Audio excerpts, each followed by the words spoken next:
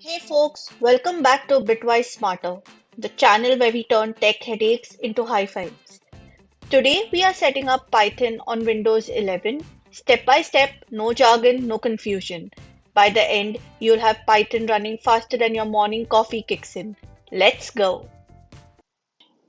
Open your favorite browser, yes, even Edge if you must, and type python.org.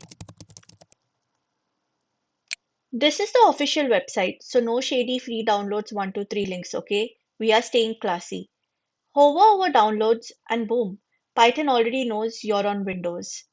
Click the button that shows the latest Python version. It's less than 30 MBs, lighter than one PowerPoint presentation at work. Find the file in your downloads and double click it. Now pause here. Check that tiny box that says add python.exe to path. Then hit customize installation because we like knowing what's going on into our system. Make sure pip and IDLE are selected. Pip is your package manager. Think of it as an app store for Python, and IDLE is your lightweight coding playground. Click Next. We are doing great. Now check install for all users if you're the boss of this PC. The path looks perfect. No need to change it.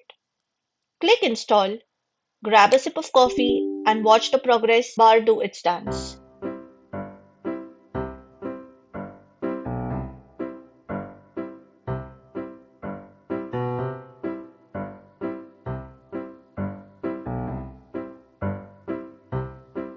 When you see setup was successful, that's your victory screen.